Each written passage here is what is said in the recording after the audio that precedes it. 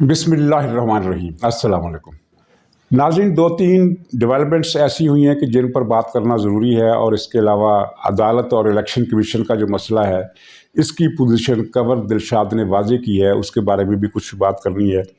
तो सर फहरिस्त ये है कि अटारनी जनरल ने सुप्रीम कोर्ट की तरफ से तरदीद की है उन रिमार्क्स की जिन पर खासा हंगामा पूरे मुल्क में मचा हुआ है।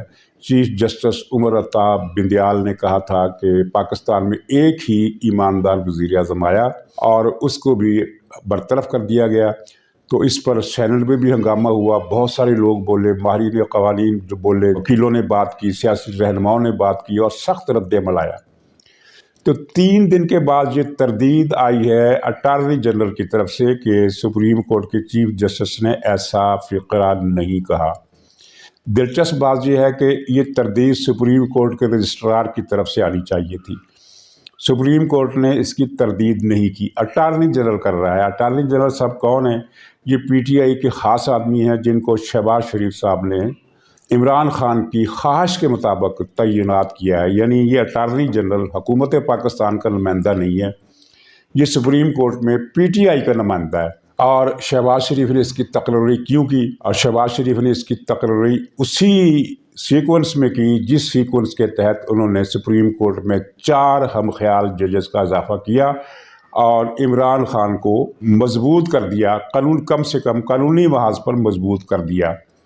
तो इस बात पर ख़ुद मुस्लिम लीग के अंदर भी एक रद्द-ए-अमल पाया जाता है, अगरचे वो ज़्यादा ज़ाहिर नहीं हो रहा। इसलिए भी ज़ाहिर नहीं हो रहा कि इसमें जब जो भी लीडर रद्द-ए-अमल ज़ाहिर करेगा मुस्लिम लीग का, तो वो मुस्लिम लीग की इस कमज़ोरी को अयां करेगा और उसमें मुस्लिम लीग के लिए परेशानी बढ़ जाएगी कि उसके लीडर इस तरह की बात कर रहे हैं तो क्यों कर रहे हैं और उसके पीछे कौन है। और शहबाज शरीफ साहब की ज़ात गिरामी मुस्लिम लीग के लिए ख़तरनाक है और पीटीआई के लिए बड़ी नरम किस्म की और एक खुशगवार किस्म का माहौल पैदा करने में कारगर है और किरदार अदा कर रही है।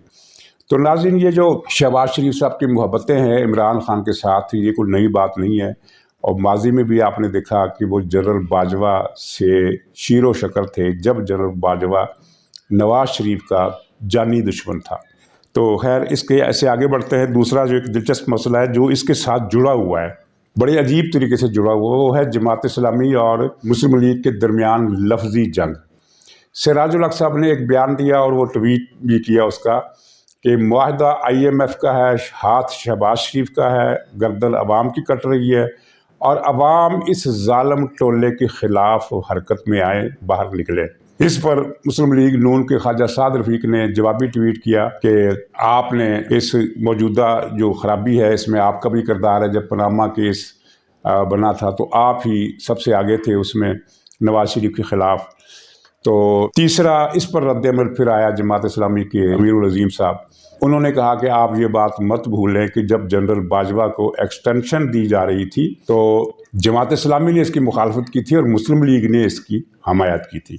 अब यहाँ तीनों बयानात के हवाले से एक तबसरा जिससे आपको मंजरनामा समझने में आसानी हो जाएगी। सिराजुल हक साहब ने ये जो बात की कि IMF का मुआहदा, शहबाज शरीफ का हाथ और अवाम की गर्दन और अवाम सड़कों पर निकला है इस जालिम टोले के ख़िलाफ़। जालिम टोला यानी जो मौजूदा हुकूमत है, ये जालिम टोला है।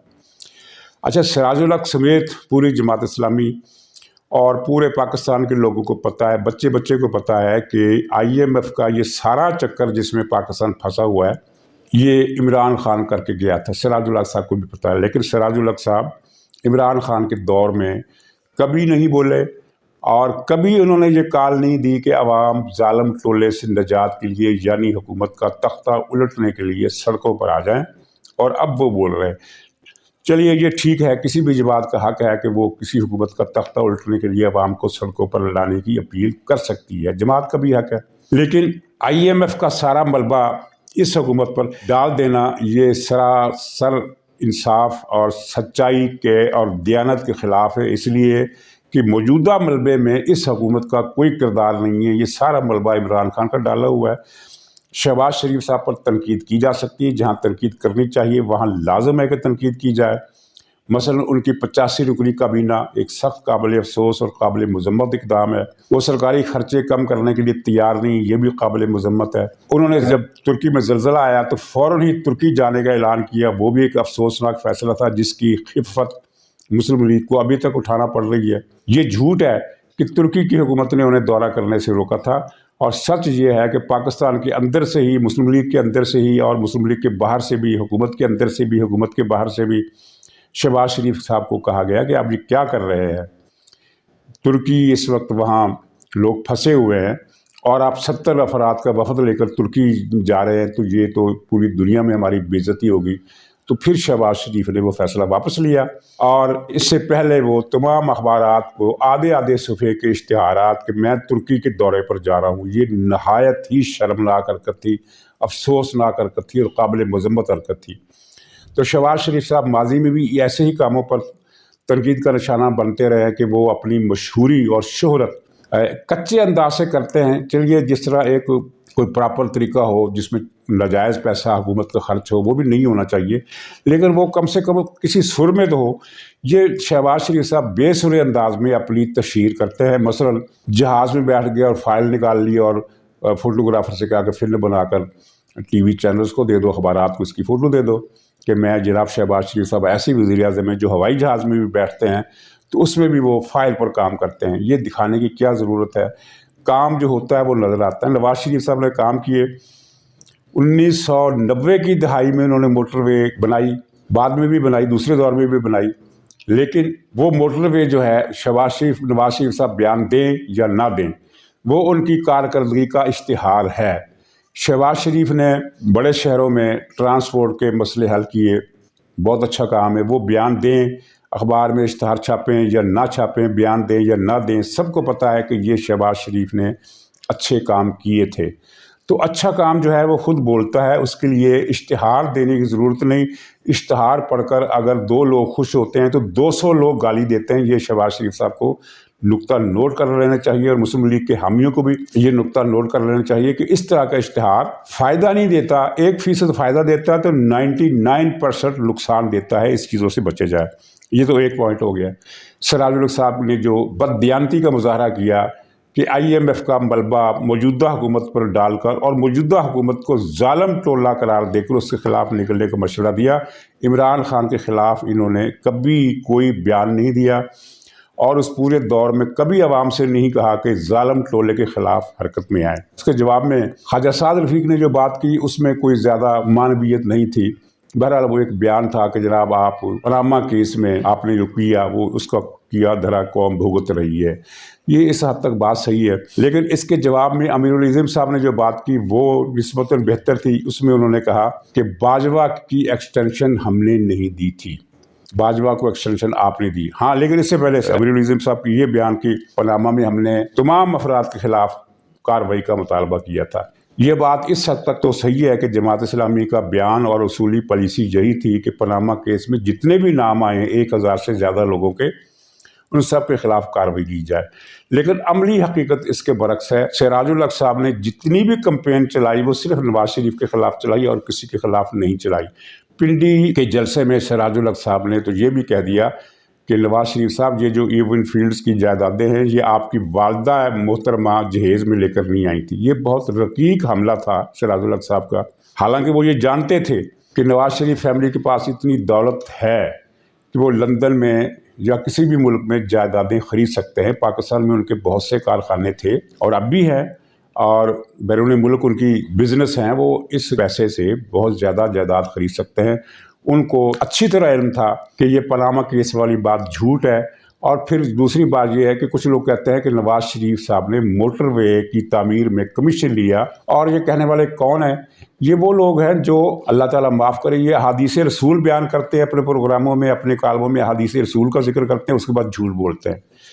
موٹر وے پر اگر نواز شریف نے کمیشن لیا ہوتا تو سپریم کورٹ نواز شریف کو اقامے پر نااہل نہ کرتی، پھر اس کمیشن لینے کی تحقیقات ہوتی۔ 3.5 سال عمران خان آل پاورفل حکومت کے طور پر موجود رہا، فوج کی اسے مدد حاصل تھی، نیب اس کے پاس تھا، لیکن فوج نے جو پاناما کیس کے پیچھے تھی، اور نہ ہی عمران خان نے وہ موٹر وے کی تعمیر میں کمیشن کا کوئی الزام کسی عدالت میں پیش کیا، نہ اس پر کوئی بات کی۔ یعنی یہ موٹر وے والی کمیشن کی بات ہی جھوٹ ہے۔ اچھا، خیر آگے چلتے ہیں۔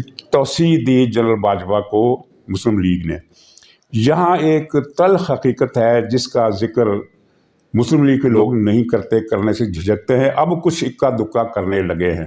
وہ تلخ حقیقت یہ ہے کہ نواز شریف کی مرضی اور اجازت کے بغیر یہ فیصلہ کیا گیا تھا، شہباز شریف صاحب نے کیا تھا۔ شہباز شریف صاحب کا خیال تھا کہ اگر باجوہ صاحب رہیں گے تو نواز شریف صاحب واپس نہیں آ سکیں گے، اور یہ بات انہیں سوٹ کرتی تھی۔ چنانچہ شہباز شریف صاحب نے باجوہ صاحب کو ایکسٹینشن دے دی، اور نواز شریف صاحب جو تھے وہ چپ کر کے کڑوا گھونٹ پی کر خاموش ہو گئے۔ کیا کہتے، اپنے بھائی کے خلاف بیان دیتے۔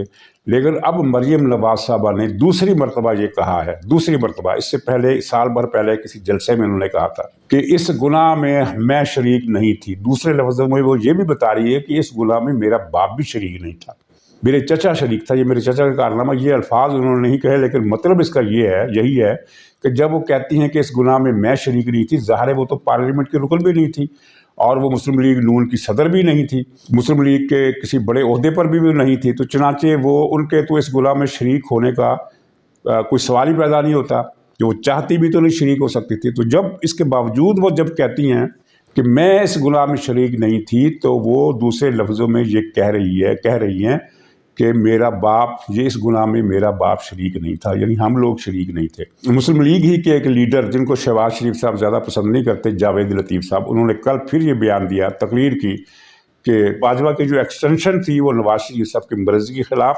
مسلم لیگ نون کی پاکستانی قیادت کی مرضی سے یہ ایکسٹینشن ہوئی، اور یہ واقعتاً بہت بڑا گناہ تھا۔ اگر اس وقت باجوہ کو ایکسٹینشن نہ دی جاتی تو اگلے 3 سال انہوں نے جو تباہی مچائی، انہوں نے میں کہ لفظ اس غلط استعمال کر گیا، اس نے جو تباہی مچائی، کیونکہ یہ پاکستان کا بدترین دشمنوں میں سے ایک ہے باجوہ۔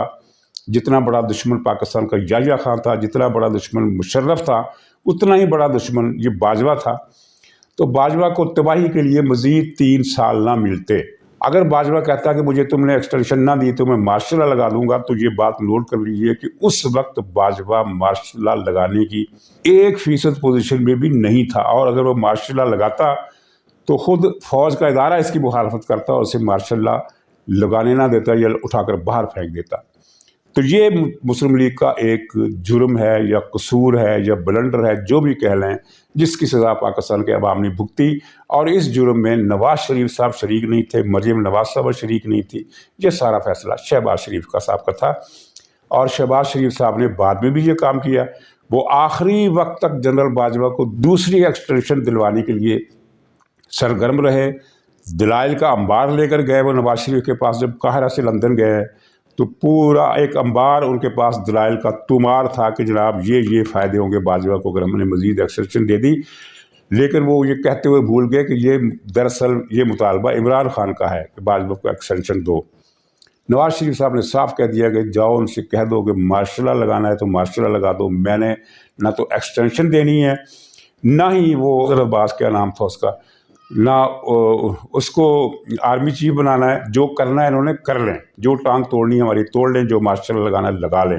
پھر شہباز شریف صاحب بے بس ہو گئے، اور پھر اس کے بعد آ کر انہوں نے نواز شریف کے حکم کے مطابق ہی فیصلہ کیا، اور یہ ایک اچھا کام کیا۔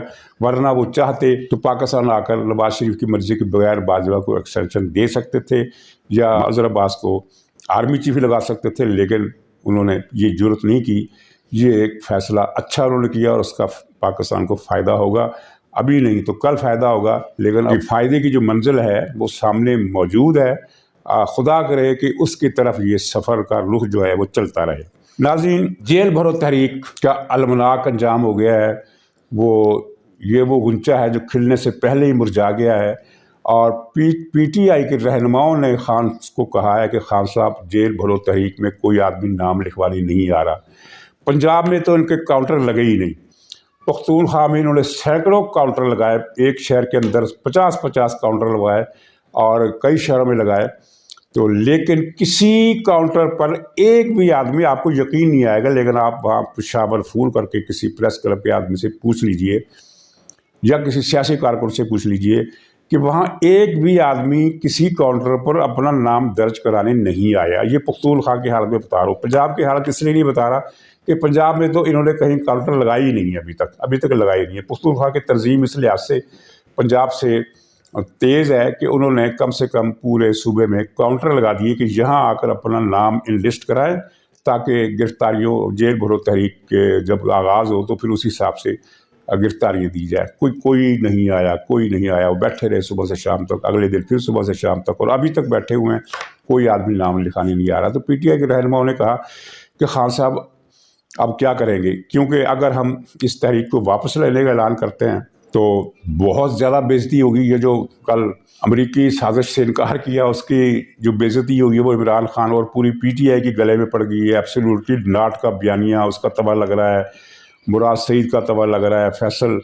فیصل کیا نام ہے اس کا، سینیٹر، جس کو گولی کچھرا ایک لگا کان پر، اور اس کا سینہ سارا خون سے تر ہو گیا، پورا خون تھل تھل کرتے خون سے رنگین ہو گیا، کپڑے بھر گئے. تو اس کا بیان جو ہے، اس کی جو تقریر ہے، وہ اس کا تباہ لگ رہا ہے. امریکی سازش، سائفر، ایبسلیوٹلی ناٹ، غلامی نامنظور، حقیقی آزادی، ہم کوئی غلام ہیں، وہ ساری چیزیں بڑھ کے رہ گئی. پنجابی محاورے کے مطابق بہت ہی زیادہ بڑھ کے رہ گئی. اس معاملے کی وجہ سے اور بے عزتی ہو گئی.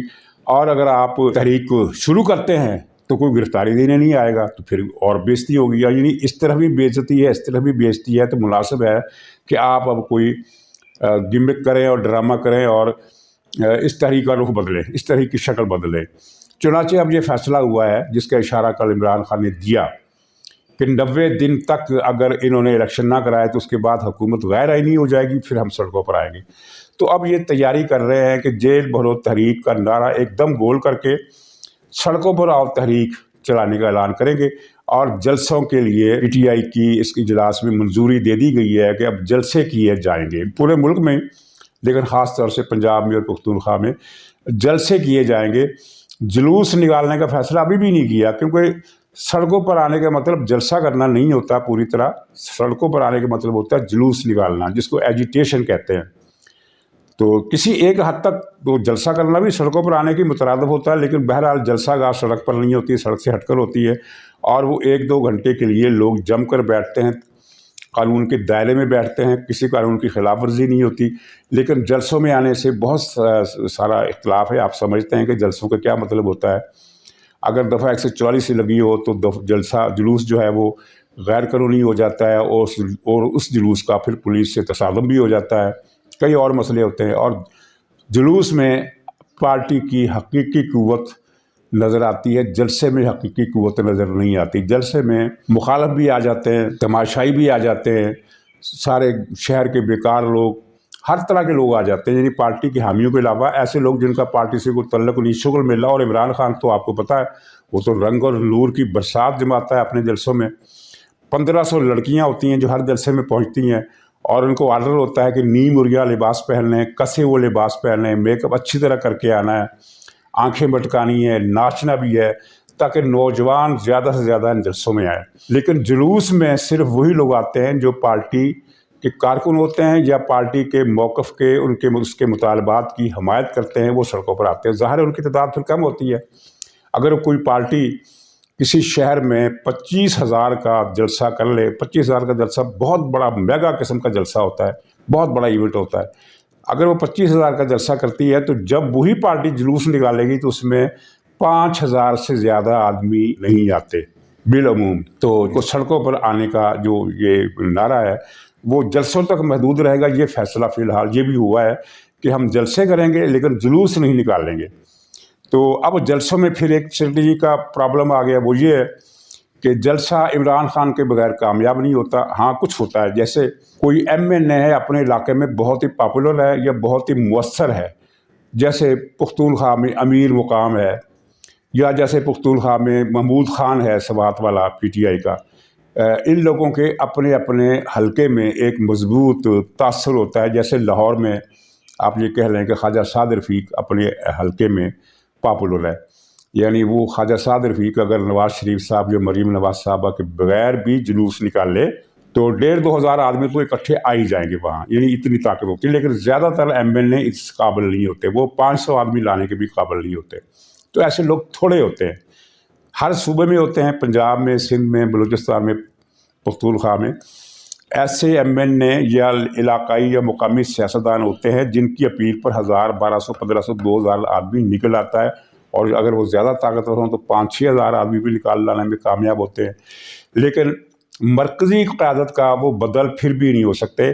تو مرکزی جلوس جو ہے وہ تبھی نکلتے ہیں جب ان کو پتہ ہو کہ ہمارا لیڈر یا تو سڑکوں پر ہے یا وہ جیل میں ہے۔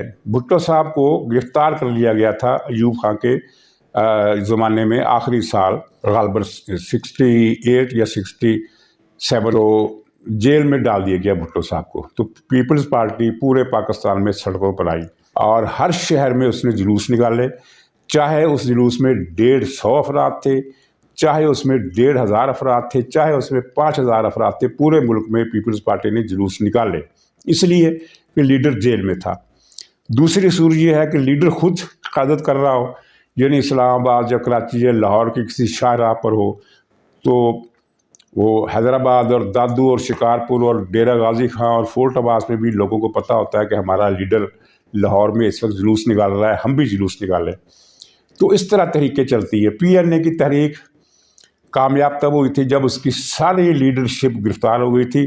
لیڈرشپ نے جو جلوس نکالے وہ پہلے مرحلے میں تھے، اس کے بعد تمام گرفتار ہو گئے، اس کے بعد کوئی لیڈر نہیں تھا میدان میں، دوسری سب بھی گرفتار، تیسری سب بھی گرفتار، تو پھر محلہ گلی لیول کے لیڈر رہ گئے تھے پی این اے کے پاس۔ پی این اے کے پاس کوئی لیڈر نہیں رہ گیا تھا۔ اس کے باوجود پاکستان کے ہر شہر میں نہیں، ہر شہر کے ہر محلے میں، ہر شہر کے ہر محلے میں ہر روز صبح اور شام کی بنیادوں پر جلوس نکلتے تھے۔ صبح الگ جلوس نکلتا تھا، سے پہر یا شام کے وقت الگ جلوس نکلتا تھا۔ لیکن ایک ایسا لیڈر جو نہ سڑکوں پر ہو اور جو نہ جیل میں ہو، وہ عوام سے کہے کہ سڑکوں پر آ جائے، تو عوام اس کی پارٹی کے لوگ، اس کی پارٹی کے حامی سڑکوں پر نہیں آئیں گے۔ لیکن بہرحال اب انہوں نے یہ چال نکالی ہے کہ جیل بھروں کے بجائے سڑکوں پر آؤ کی تحریک چلائی، یعنی جیل بھروں کا دیہانت ہو گیا ہے، وہ نرخ واشی ہو گیا ہے، جو بھی مرضی کہہ لیں۔ اب جیل بھرو تحریک کا ایشو نہیں رہا۔ اب عمران خان نے بھی اشارہ دیا کہ جلسے کریں گے، احتجاج کریں گے۔ ناظرین، آخر میں الیکشن کمیشن کو جو ہائی کورٹ کا حکم ہے، جس کے بارے میں احمد بلال محبوب صاحب نے بڑی اچھی بات کی کہ اب ایک ہائی کورٹ کا جج بھی آئین لکھے گا، یہ بڑا خطرناک رجحان ہے۔ اس پر قمر دلشاد جو سابق سیکرٹری رہے الیکشن کمیشن کے، اور ان کی بات میں جو وزن آتا ہے وہ اس لیے آتا ہے کہ انہیں متعلقہ قوانین کی ساری شقیں زبانی یاد ہیں۔ قمر دلشاد یا عرفان قادر، ان لوگوں کو قانون کی متعلقہ جو سبجیکٹ ہے اس کی تمام شقیں اور ان کی ذیلی شقیں سب یاد ہیں۔ تو انہوں نے، قمر دلشاد نے کہا ہے کہ انہوں نے ایک آرٹیکل کا حوالہ دیا ہے 237 کہ اس کے تحت الیکشن کمشنر کو ہائی کورٹ کوئی ڈکٹیشن دینے کا مجاز ہی نہیں ہے۔ الیکشن کمیشن کا سٹیٹس سپریم کورٹ کے چیف جسٹس کے برابر ہے۔ چیف الیکشن کمشنر کا جو سٹیٹس ہے وہ سپریم کورٹ کے چیف جسٹس کے برابر ہے۔ یعنی یہ نہیں کہ وہ سپریم کورٹ کی طرح فیصلے بھی دے سکتا ہے مختلف معاملات پر، نہیں، صرف اپنی ڈومین میں الیکشن کمیشن سے متعلق وہ فیصلے دے سکتا ہے۔ تو ہائی کورٹ اس کو ڈکٹیٹ کر ہی نہیں سکتی، اور اس اختیار کے تحت قمر دلشاد نے کہا کہ اس آرٹیکل کے تحت اگر ہائی کورٹ یا کوئی اور ادارہ الیکشن کمیشن کو ڈکٹیٹ کرتا ہے، اس کے اختیارات کم کرنے کی بات کرتا ہے، کوئی ایسا فیصلہ دیتا ہے، تو الیکشن کمیشنر کو اختیار ہے کہ وہ اس فیصلے کو اٹھا کر باہر پھینک دے، ڈسکارڈ کر دے، ماننے سے انکار کر دے۔ تو یہ ہے پوزیشن آئینی۔ اب اس پوزیشن میں پی ٹی آئی کیا فیصلے کرتی ہے؟ پی ٹی آئی کے ہم خیال جج جنہوں نے 90 دن میں الیکشن کرانے کا حکم دیا تھا، وہ کیا فیصلے کرتا ہے، یہ دیکھنے کی بات ہے، لیکن قانونی پوزیشن انہوں نے واضح کر دی ہے۔ تو ناظرین، کل کے روزنامہ جنگ میں نے نعیم مسعود صاحب کا کالم پڑھا، اچھا کالم تھا۔ تو اس میں ایک فقرہ انہوں نے کوٹ کیا ہے کہ کوئی امریکہ کے قانونی ماہر تھے، لیگل اسکالر، انہوں نے لکھا ہے اسٹیفن بریر۔ تو انہوں نے اپنے کسی مضمون میں یا کتاب میں یہ بات لکھی کہ امریکہ میں کئی مرتبہ ایسا ہوا ہے کہ عوام نے یا کانگریس وہاں کی پارلیمنٹ سمجھ لیں، اور یا امریکہ کے صدر نے سپریم کورٹ کے فیصلوں کو نظر انداز کیا ہے، مسترد کیا ہے، ماننے سے انکار کیا اور چیلنج بھی کیا، اور اس سب کے باوجود یا اس سب کے باوصف امریکہ میں جمہوریت مضبوط ہوئی ہے۔ جو فکرہ اپنی تشریح آپ کر رہا ہے، اس پر مجھے کوئی تبصرہ کرنے کی ضرورت نہیں ہے۔ تو ناظرین، اجازت دیجیے، انشاءاللہ اگلے بلاگ میں پھر ملاقات ہوگی، تب تک کے لیے خدا حافظ۔